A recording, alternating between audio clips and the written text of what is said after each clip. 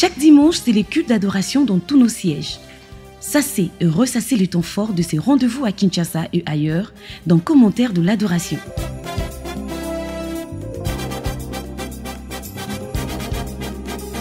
Chaque lundi, samedi et dimanche, vous trouverez votre part sur la télévision de Jésus-Christ. Vous êtes sur CVV International, bienvenue à tous dans Commentaires de l'adoration. Ici, nous sassons et ressassons les temps forts de l'adoration. Et pour ces numéros, ça sera justement pour l'adoration du 9 juillet, ici à Kinshasa, la capitale congolaise, à la Cité des Triomphes. Je ne serai pas seule, je suis accompagnée de Papa Christophe Etenda. Shalom Papa. Shalom, shalom ma sœur Marlise Lusamba. Bienvenue à tous dans ce programme spécial qui nous permet de revisiter le temps fort de l'adoration qui a eu lieu ici à la Cité de Triomphe hier dimanche 9 juillet 2023. Et justement de temps fort, on en parle. D'abord, les témoignages de notre papa Dr Malunga. Nous allons en parler tout au long de cette émission, mais également l'exhortation par papa Paul David Olangui. Avant justement de relier les deux temps forts, nous ferons une pause avec la visite d'une dame qui est sud-africaine et qui nous a visité hier ici, qui a tenu, n'est-ce pas, à rendre un hommage appuyé à la mémoire de nos parents spirituels, papa et maman Olangui. Eh bien, vous espérant très bien installés, c'est parti pour ces premiers temps forts, les témoignages de notre papa Dr Malunga. Il a parlé justement sur sa vie avant de connaître Jésus-Christ et quand il a connu Jésus-Christ et tout ce dont il a vécu.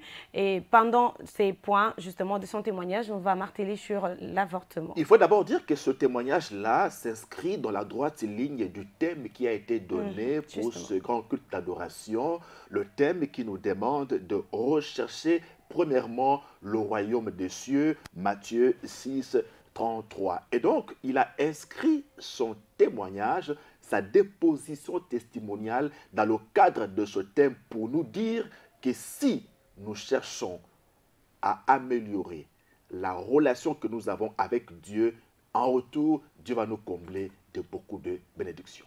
Et comme je l'ai dit tantôt, la première étape qui a le plus captivé les peuples de Dieu, c'était justement ce point sur l'avortement. Ah oui, avortement parce que lui, il est médecin de formation et donc après ses études, il se retrouve engagé dans un centre de santé de la GECAMIN, la Générale de Carrière et des Mines, ici à l'intérieur de la République démocratique du Congo, et il était membre du service de réanimation et c'est là qu'il pratiquait des avortements alors à outrance. Nous allons suivre cet extrait, on se retrouve juste après. Nous pensions que le cadre dans lequel nous trouvions était un cadre approprié, favorable. Il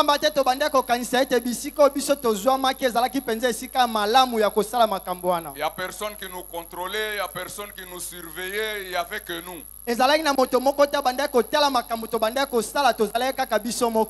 nous nous sommes vraiment engagés dans ça. Et on en a fait par milliers. Vous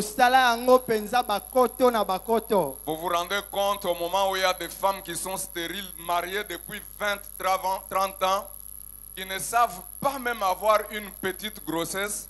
Nous, on dispersait les grossesses comme on disperse les arachides.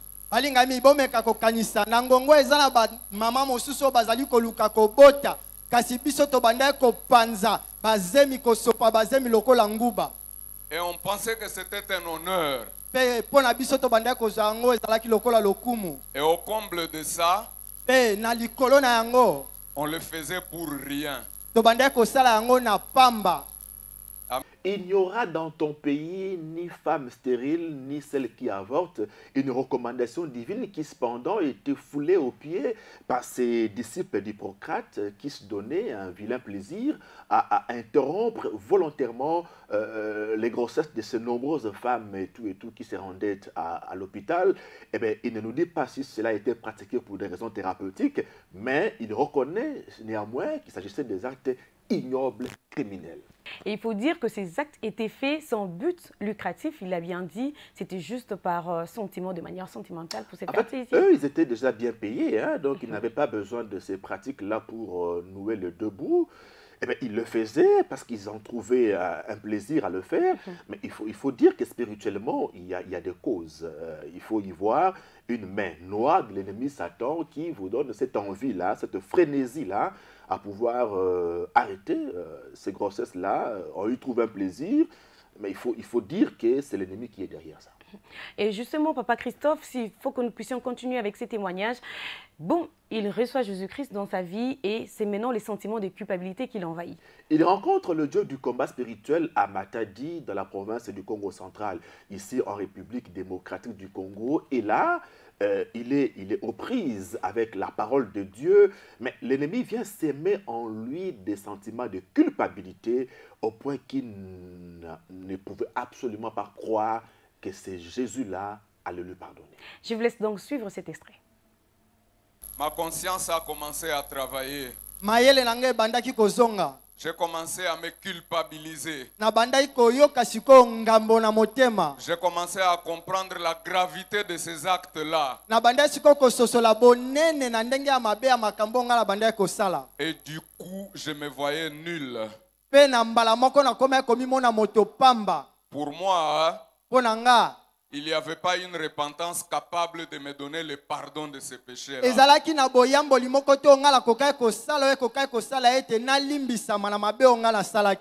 Au ministère chrétien du combat spirituel, Dr Malonga est mis devant sa conscience au regard de la parole de Dieu qu'il entend au ministère. Et donc là, il est rongé par la culpabilité. L'ennemi lui fait croire que Dieu ne peut pas le pardonner. Et pourtant, la Bible nous dit, c'est de nos douleurs que Jésus s'est chargé. C'est de nos souffrances qu'il a portées. Et la Bible ajoute, le prophète Isaïe le dit, le châtiment qui nous donne la paix est tombé sur lui. Donc le diable a mis une barrière dans son esprit pour qu'il ne croie pas en la puissance, en la capacité de Dieu de pouvoir le pardonner. Eh bien, grâce aux enseignements, grâce à la prédication au sein du ministère chrétien du combat spirituel, il finit par retrouver sa paix et c'est dire que Jésus-Christ l'a effectivement pardonné. Là, c'est quand il intègre le programme 6 ou 8, il a très bien dit, le rendez-vous avec Jésus-Christ, programme qui est dirigé par Papa Paul David Olangui. Et c'est là, finalement, que le Seigneur touche son cœur. L'Esprit de Dieu l'amène à croire véritablement qu'il peut obtenir le pardon parce que Jésus est mort à la croix justement pour nos péchés et il a porté justement le fardeau de ces nombreuses abominations, ces nombreux avortements à la croix. Et enfin, il retrouve sa paix en Jésus-Christ par le pardon que Jésus nous a accordé en acceptant de mourir à la croix pour nous. Sur le plan professionnel, Dr Malonga trouve par la suite du travail un bon travail et là, il est mis à rude épreuve. Sa foi va encore être éprouvée dans les mêmes conditions, mais comment va-t-il réagir? Il nous le dit dans la suite de son témoignage. Mon supérieur hiérarchique est venu vers moi. C'était une dame de nationalité belge. Elle m'a dit ceci. Le rôle que nous jouons dans ce projet et de soutenir les personnes qui veulent faire des avortements. Parce que le pays a adhéré à la charte de Maputo qui autorise et qui légalise l'avortement. Lorsqu'elle m'a dit ça, mon cœur a commencé à battre. Je me suis souvenu que moi j'avais dit à Seigneur Jésus-Christ que je ne ferai plus jamais un avortement. Je lui ai dit, mais moi je ne peux pas faire ça. Elle m'a dit, tu vas le faire. Dans tous les cas, même si tu ne peux pas le faire, tu es le directeur de ce programme et tu as les moyens pour soutenir les gens là, même à travers d'autres personnes. Ça veut dire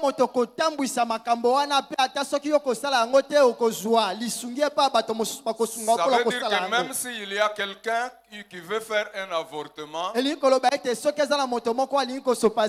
projet a des moyens pour lui permettre d'arriver auprès d'un médecin, de payer les frais et même d'engager un avocat en cas de problème. Projet wana eza na makoki ya kopesa embongo akende koluka monganga pe soki likama ekomeli akende koluka ta bato bakolobela ye balobeli. Elle m'a dit, si tu refuses de faire ça, on va t'arrêter.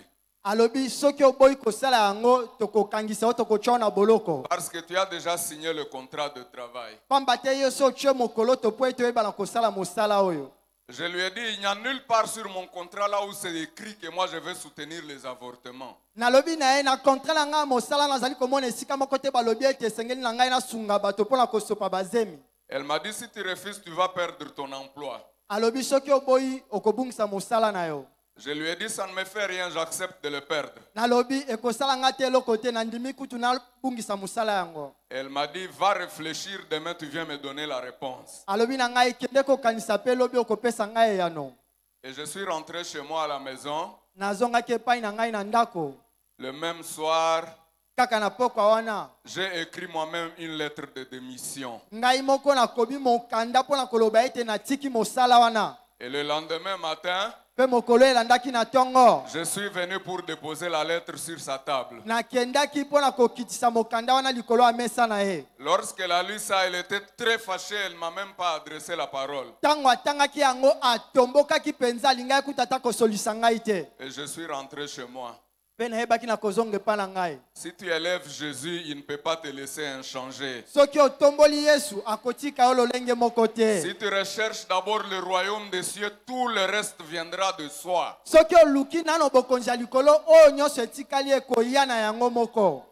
Quand je suis arrivé chez moi, je n'en ai même pas parlé à mon épouse. Tango nakomaki na ndako na ngai nalobelaki yango ata mwasi na ngai te. Je suis resté à la maison pendant 2 ou 3 jours. Natikalaki na ndako mikolo mibale to misato. Je n'ai même pas fait une démarche, s'il vous plaît. Nalukaki kuta ata musala te bandeko. Le 4e jour, j'ai reçu un appel Na mokolo ya minei nazwi singa na alo qui venait des États-Unis. oyo eutaki na mboka États-Unis. Et la personne qui m'appelait des États-Unis me disait, Pe moto abengaki ngai na États-Unis abandaki koloba na nga. nous avons vu ton CV et considéré ton expérience sur les réseaux sociaux. Tomoni sebe na yo pe totali lolenge osala mosala na ba réseaux sociaux. Est-ce que tu es disponible pour gérer un grand programme de lutte contre la malaria? Ya solo penza yo lengelami mpona koyebana kotambwisa mosala moko ekosunga mpona kobundisa bokono ya malaria. J'ai répondu tout de suite que j'étais favorable.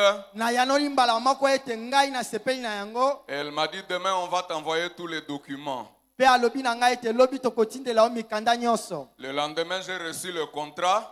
Mokolo elandaki nga nazwaki contrat. J'ai vu sur ce contrat qu'on m'avait donné un rang plus élevé que celui que j'avais abandonné. Pe na mokanda na namoni ete bapesi ngai ebonga oyo elekaki kuta te ebonga oyo nga natikaki. Qu'on m'avait proposé un salaire plus élevé que celui que j'avais abandonné. Balobaki bakofuta ngai lifuti koleka oyo esika nga natikaki. Et j'ai commencé mon nouveau travail. Pe na bandaki mosala na ngai sika. Si tu élèves Jésus, il ne va pas te laisser inchanger. Docteur Malunga l'a dit, le Seigneur a honoré sa foi. Parce que lui, il a pris un gros risque. Il a dû démissionner du poste qu'il occupait, deuxième personnalité de l'organisation en question. Il a dit non, il ne doit pas s'essuyer avec les mains du roi. Même attitude que Daniel et ses 3 compagnons à Babylone. Il a pris un gros risque de démissionner d'un tel poste. Et c'est Dieu, en définitive, qui ne doit rien à personne, à honorer sa foi. Il a honoré sa crainte. Et c'est justement ça, le lien qu'il y a entre ce témoignage et le thème de l'adoration de ce 9 juillet 2023. Cherchez premièrement le royaume des cieux et la justice, et le reste vous sera donné par-dessus. Donc l'homme de Dieu a privilégié la qualité de sa relation avec le Seigneur. Il n'a pas vu le salaire qu'il devait obtenir, mais il a vu sa communion avec Dieu et il a dit, pour rien au monde, je ne mettrai en cause ma relation avec Dieu sur l'autel du salaire, fût-il juté. Eh bien, Dieu n'abandonne jamais ceux qui se confient en lui. C'est bien sûr le cas de notre papa, Dr Malunga. Eh bien, ça, c'était la première étape, ou sinon le premier temps fort que nous vous avons présenté. Mais bien avant de passer au deuxième temps fort de l'adoration du 9 juillet 2023 ici à Kinshasa, nous allons d'abord également préciser qu'il y a eu un bon moment d'accueil, c'est-à-dire une très belle visite du docteur Danissa Boloyi, venu de l'Afrique du Sud ensuite. So I wanted to come and pay homage to them and pay my respect. ngai na sepelaki mingi koya kozongisa kotosa penza mémoire ya baboti na biso. Because they received me so well the last time I was here. Pamba te bayambaki ngai penza malamu mbala suko nga nazalaki awa. Now I build lasting relationships with their children. Ezali pe na nzela na wana nde na tongaki boyokani to nazalaki na relation na bana na bango. I can see that the Christian work is going on and it's strong. We thank God for that. Pe nazali komona ete mosala bazali kosala ba Kristo ezali penza kokende malamu pe nazali kopesa nzambe botondi pona yango. There are many people in South Africa who know and love them. Ezali na bato ebele na Afrique du Sud bayebi papa na mama olangi pe balingaka bango. When I go back, Tango nga na kozonga, I will tell a lot of people that I came and I stepped in their church. na koyebisa bato ebele ete nga na yaki awa na Kongo pe na mataki na yaki na etumbelo na bango.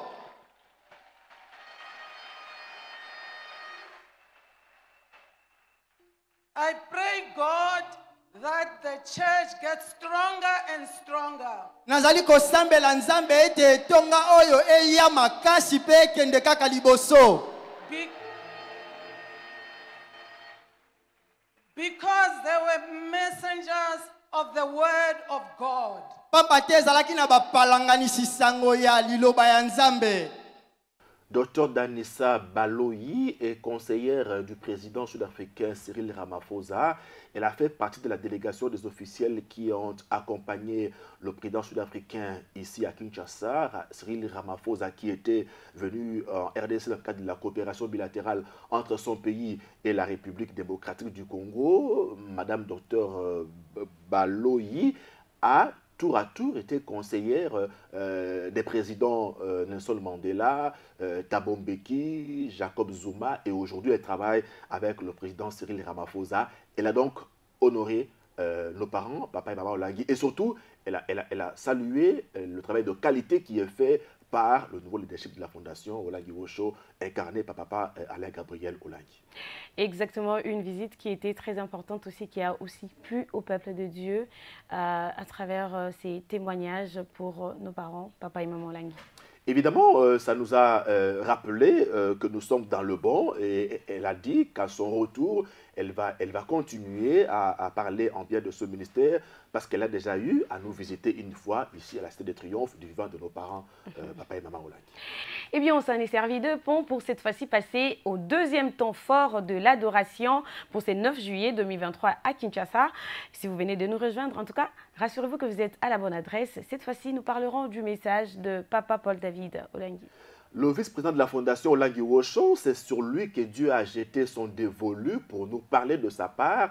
Eh bien, il est resté droit dans le thème de ce culte d'adoration. Chercher premièrement le royaume des cieux. L'homme de Dieu, visiblement, on l'a vu, il était dans son élément. Il nous a dit, chercher premièrement le royaume des cieux, c'est faire de la délivrance de son homme intérieur la priorité des priorités. Et là, il a commencé par parler de son témoignage, de l'homme intérieur qu'il était. Ah ben, il l'a dit, hein, faisant allusion à sa participation aux conventions 2004 qui ont eu lieu ici à Kinshasa, et à l'occasion, Maman Olangi parlait justement de la délivrance que son deuxième fils était en train d'obtenir. Suivons. La vision de maman, c'est comme Jésus. Cherchez premièrement le royaume des cieux. Alléluia. Amen. On n'est pas ici pour vous embrouiller. Moi, je n'ai pas besoin de prier et de jeûner pour avoir une voiture. J'étais voleur à 23 ans.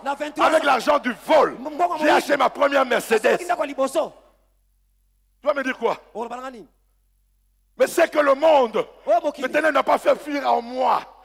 Il n'a pas pu transformer Paul David. Non.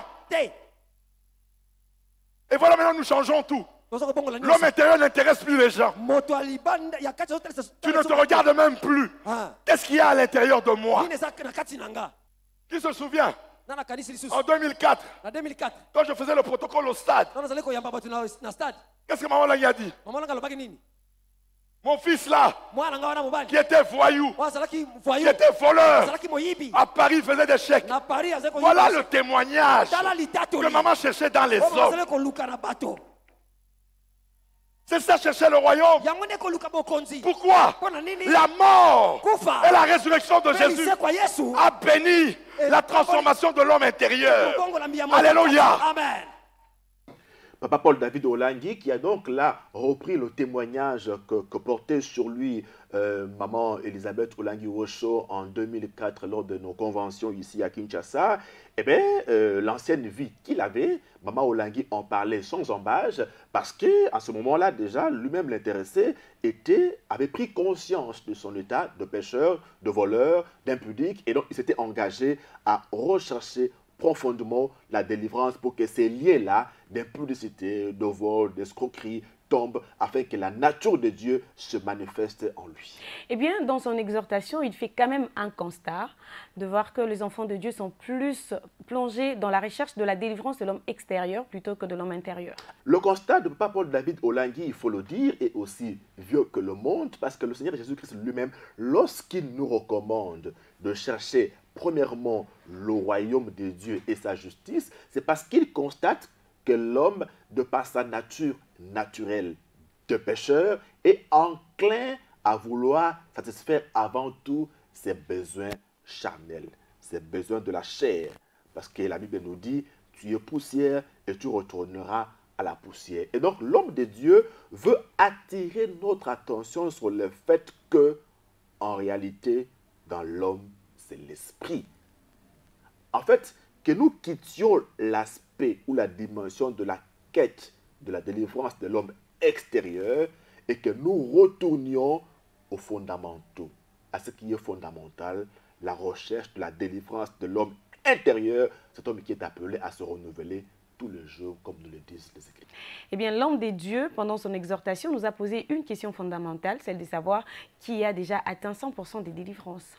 Une question fondamentale nous posée par Papa Paul David Olangui qui nous a renvoyé à ce qu'il a appelé le bilan de la délivrance de l'homme intérieur. Chacun de nous est appelé à dresser ce bilan dans sa vie en rapport avec sa marche avec le Seigneur pour voir par rapport à son âme, par rapport à son esprit, où est-ce qu'il en est, qu'est-ce que Dieu a déjà fait, quels sont les péchés qui persistent encore, ses faiblesses, toutes ces choses-là, est-ce qu'elles sont déjà parties ou bien elles sont encore en train de tenir la tête et par quel mécanisme il peut arriver, n'est-ce pas, à faire ce que certains appellent l'hygiène spirituelle de sa vie. Je vous invite donc à suivre cet extrait, on se retrouve juste après. Alléluia. Amen. C'est ça qui a fait la force. Les gens étaient délivrés de l'intérieur et de l'extérieur. Ils voyaient les résultats. Mais aujourd'hui, beaucoup viennent aujourd'hui. On ne s'attarde pas sur l'homme intérieur. Parce que les témoignages qu'ils écoutent concernent toujours l'homme extérieur. Et maintenant ils sont pressés. Ils ne font pas le parcours des anciens. Alléluia. Qui ont commencé par l'homme intérieur avant de jouir de l'homme extérieur. Alléluia. Amen. Tu me comprends? Voilà pourquoi moi, chaque fois que je parlerai de moi, je vous dirai, je suis encore comme ça. Voilà ce qui se passe chez moi. Je vous ai dit là, ma fille Lisa a commis l'oyenge. Comme maman disait, mon fils est un voleur. Moi, je ne le cacherai pas. Comme ça, demain, si tu la vois là en route, papa n'a pas tato la kiam. Alléluia. Amen. Alléluia. Amen.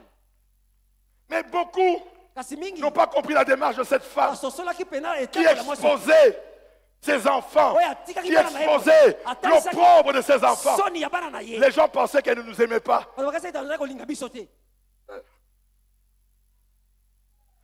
Alléluia. Amen. Oh, ils nous ont aimés parce qu'ils n'ont pas fait de compromis avec les choses du monde, avec les ténèbres, même avec leurs propres enfants. Ils n'ont pas fait de compromis. C'est ça notre gloire. C'est ça notre bénédiction. Alléluia. Amen. L'homme de Dieu, Papa Paul David Olangui, est revenu sur l'essentiel de notre présence au ministère chrétien du combat spirituel. Il a jeté un coup d'œil dans le rétroviseur de ce ministère pour nous rappeler l'ardeur, la ferveur qui était la nôtre au début dans ce ministère, quand nous venions, nous prions, nous cherchions la face de Dieu pour qu'il nous délivre des liens d'impudicité, de sorcellerie, de condamnation. Il y avait des deuxièmes femmes qui abandonnaient ces mariages polygamiques et qui acceptaient de vivre comme ça de la souffrance pourvu que leur vie soit agréable au Seigneur Jésus-Christ. Il a voulu en fait nous ramener à ce fondamentaux-là que nous avons au ministère chrétien du combat spirituel. Ministère dans lequel nous avons une mission justement qui s'articule autour des 4 points, comme Papa et Maman Olangue nous l'ont dit: gagner les âmes à Jésus-Christ, les délivrer de l'emprise de Satan, les former au combat spirituel et en faire une sainte assemblée des adorateurs de Jésus-Christ de Nazareth. Et certainement, ou peut-être plus d'un, se sont posés cette question de savoir par quels moyens nous avons obtenu la délivrance. Eh bien, par la mort et la résurrection de Jésus-Christ, a dit les serviteurs de Dieu. Ah oui, parce que Papa Paul David Olangui, au début de son message, il a commencé par nous démontrer qu'avant l'arrivée de Jésus-Christ de Nazareth sur la terre, Dieu n'avait pas encore délivré l'homme sur le plan intérieur. Il fallait que Jésus-Christ vienne pour annoncer le royaume des cieux. Lui qui venait du ciel, il est descendu, il a ouvert les portes du ciel, il est descendu, il a annoncé le royaume des cieux. L'orateur nous a dit que Jésus est allé à la racine du problème de l'homme. Et donc, il fallait qu'il accomplisse sa mission, qu'il meure à la croix pour que finalement, nous soyons réconciliés avec Jésus-Christ de Nazareth. Et bien sûr, cet extrait a été réservé pour vous. La vraie repentance est le fruit de la mort et la résurrection de Jésus.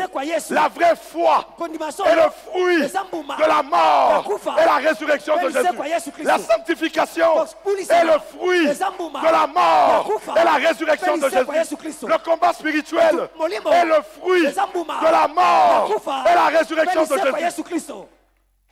Aucune vérité n'échappe à la mort et à la résurrection de Jésus.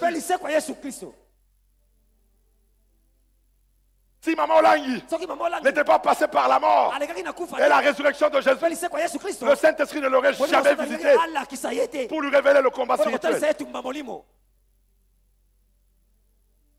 Et tout celui-là qui a une particularité et qui l'élève au-dessus de la mort et la résurrection de Jésus, il n'a rien compris de la nouvelle alliance. Rien ne sera au-dessus de la mort et la résurrection de Jésus. Si aujourd'hui tu as la victoire dans le combat spirituel, c'est grâce à la mort et à la résurrection. Tu peux ne pas croire. Parce qu'aujourd'hui, peu croient encore à la mort et à la résurrection de Jésus. Ce n'est plus le fondement de la foi. Alléluia. Amen. Tu me comprends?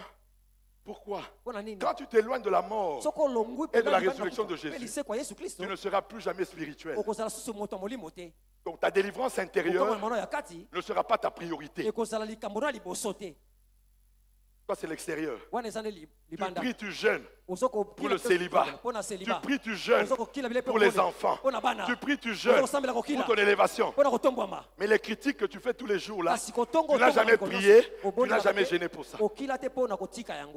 Les faiblesses qu'il y a encore en toi, que tu connais personnellement, tu n'as jamais prié, tu n'as jamais gêné pour ça. Et ça ne t'intéresse plus. Tu me comprends? Moi, tant que j'aurai encore des faiblesses, tant que j'aurai des faiblesses, quand je suis dans ma chambre, Père, l'homme intérieur doit changer. Tu as commencé le changement. On voit déjà le changement, mais ce n'est pas encore assez. Alléluia. Parce que je sais que quand l'homme intérieur est béni, il bénit l'homme extérieur. C'est ça le chemin de ce ministère. Tous ceux qui ont voulu éviter, aller par des raccourcis, tôt ou tard, on les a rattrapés. Alléluia. Amen. Tu me comprends? Tu me comprends? Vous savez, quand Jésus apparaît, il vient changer des perspectives que les gens avaient. Ce que je vous dis là, c'est ça le fondement de la foi de papa et de maman Olangi. Le fondement de la délivrance, c'est la mort, la résurrection de Jésus. Le fondement du combat spirituel, c'est la mort et la résurrection de Jésus. Alléluia. Amen. Et quand vous marchez sans cette vérité, il n'y aura jamais la vie. Quand tu fais ta repentance sans la mort et la résurrection de Jésus, tu ne seras jamais un homme repenti. L'homme de Dieu, Papa Paul David Olangi, dont on connaît la ferveur, l'ardeur, chaque fois qu'il parle de la mort et de la résurrection de Jésus-Christ de Nazareth, il nous dit essentiellement que nous devons prendre conscience du fait que c'est cela le fondement de notre foi en Jésus-Christ. Il n'y a pas de délivrance sans la mort et la résurrection de Jésus-Christ de Nazareth. Par sa mort à la croix, par son retour à la vie, Jésus nous a ouvert les portes des cieux qui ont permis à l'Esprit de Dieu de descendre, de venir habiter dans l'homme et de capaciter cet homme-là pour qu'il soit à mesure, à même de faire face aux puissances des ténèbres. La Bible nous dit, marchez selon l'Esprit et vous n'accomplirez point le désir de la chair.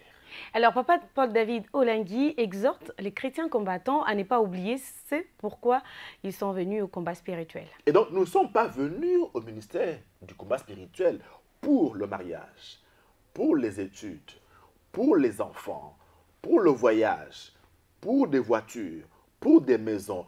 Nous ne sommes pas venus premièrement dans ce ministère pour ça.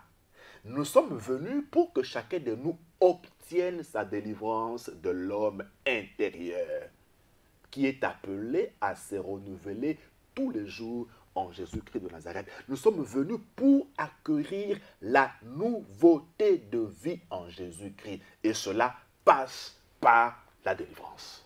Ne cachez pas, même si Dieu t'a élevé, ne cache pas ce qui se passe dans ta vie. Parce que le jour où on saura, ce sera scandaleux. C'est ça, chercher le royaume. Quand Jésus entre dans ta vie, première des choses que le royaume fait, c'est ce qu'il avait dit. Lorsqu'il viendra, première chose, il vous convaincra du péché. Là où il y a la présence de Dieu, il y a la conviction du péché. Quand il n'y a plus de conviction du péché, il n'y a plus la présence de Dieu.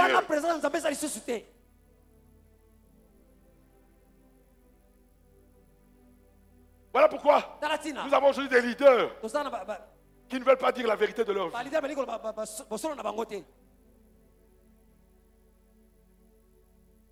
Qui me comprend, ne soyez pas distrait. Qui me comprend ce soir? Voilà pourquoi je dis à quelqu'un ce soir, cherchons premièrement la délivrance de l'homme intérieur. La mort et la résurrection de Jésus nous a donné ce droit que l'homme intérieur soit délivré. Et jusqu'à la fin, personne n'aura la totalité de la délivrance. Voilà pourquoi la délivrance de l'homme intérieur reste la priorité de l'homme. Et on ne le cherche pas pour être sauvé. Mais nous le faisons, nous le cherchons pour glorifier celui qui nous a sauvés, celui qui nous a aimés, Jésus-Christ de Nazareth. Et comme l'a précisé souligner les serviteurs de Dieu, Papa Paul David Olangi, nous ne sommes pas d'abord premièrement au ministère pour les choses périssables, pour le mariage, les enfants, pour les maisons, les véhicules et tout ce qui va avec, mais tout d'abord les royaumes des cieux. Commencer par traiter notre nous intérieur, l'homme intérieur, c'est-à-dire toutes ces choses, la sorcellerie, les critiques, la jalousie et toutes ces choses qui peuvent nous empêcher d'hériter les royaumes des cieux. J'ai aimé la phrase de l'homme de Dieu quand il nous dit « Chacun de nous est appelé à revoir sa copie ». Très belle phrase. Une interpellation pour que chacun de nous, finalement, revienne à l'essentiel. Ce n'est pas avec les véhicules, ce n'est pas avec les habits, ce n'est pas avec des maisons qu'on ira au ciel. Ces choses-là sont périssables. Nous devons être à la quête effrénée de la couronne incorruptible, celle qui nous attend au ciel. Et le mécanisme par lequel nous devons y arriver, c'est par la mort et la résurrection de Jésus-Christ qui nous donne la possibilité avec l'Esprit de Dieu, de pouvoir faire face au désir de la chair pour pouvoir finalement triompher de ce plan de l'ennemi Satan. L'homme de Dieu nous a également dit que Dieu éprouve plus de plaisir en regardant l'état de notre être intérieur. Dieu est plus content de l'état de notre délivrance intérieure. C'est en fonction de sa joie, au regard de ce que nous avons obtenu comme délivrance, qu'il nous donne tout ce que nous pouvons espérer sur le plan physique en bonus. J'aime bien cette phrase-là. Il a dit en lingala, personne ne va au marché pour acheter le bonus. Le bonus, on vous le donne de plein gré. Ça va de soi. Parce que vous avez déjà obtenu la délivrance de l'homme intérieur, les origines, les condamnations de sorcellerie, d'impudicité, de vol, tout cela tombe. En retour, vous devenez agréable à Dieu. Et en ce moment-là, Dieu vous récompense parce qu'il connaît vos besoins. Il vous donne le mariage, comme vous qui n'êtes pas encore mariés. Il vous donne le mariage, il vous donne des enfants. Tout cela vient en bonus. Mais ce n'est pas pour ça que nous sommes venus au ministère chrétien du combat spirituel. Eh bien, très chers chrétiens, ne tombons pas dans le piège du diable. Car le diable a été précipité sur la terre et c'est son monde. Justement, il veut nous donner cette envie de choses extérieures, de choses du monde, pour que nous puissions oublier d'aller au ciel. Ah mais oui, hein, la Bible nous dit, aspirons aux choses d'en haut. Parce que nous sommes des citoyens du royaume des cieux. Nous devons nous affectionner aux choses de notre royaume, pas des choses du royaume de l'ennemi Satan. Malheureusement, c'est dans ce piège-là que nous tombons, mais nous avons la foi que le message d'hier nous a recadré, nous a ramené à revoir chacun sa copie pour que nous restions focus. Et là, pour terminer, il faudra relever ces deux aspects de chrétiens dont l'homme de Dieu a parlé. Il y en a qui cherchent, premier aspect, leur délivrance pour les besoins matériels. On cherche la délivrance pour avoir des maisons, pour se marier, pour voyager, pour obtenir sa thèse de doctorat. Ça, c'est la première catégorie des chrétiens combattants qui cherchent la délivrance pour les biens de ce monde. Deuxième catégorie, celle à laquelle l'homme de Dieu nous convie d'ailleurs, c'est la catégorie des chrétiens combattants qui cherchent leur délivrance par amour pour Dieu, pour plaire à Dieu, pour la gloire de Dieu. Ils cherchent leur délivrance pour hériter le royaume des cieux. Ceux-là cherchent premièrement le royaume des cieux. C'était là des temps forts au sein du ministère chrétien du combat spirituel pour cette adoration du 9 juillet. Nous sommes très ravis de vous avoir fait part justement de ces moments et je suis sûre que vous avez aimé ces moments, nous aussi d'ailleurs. On va se retrouver très prochainement, ça sera avec le même plaisir. Heureuse semaine à tous avec Jésus-Christ. Au revoir.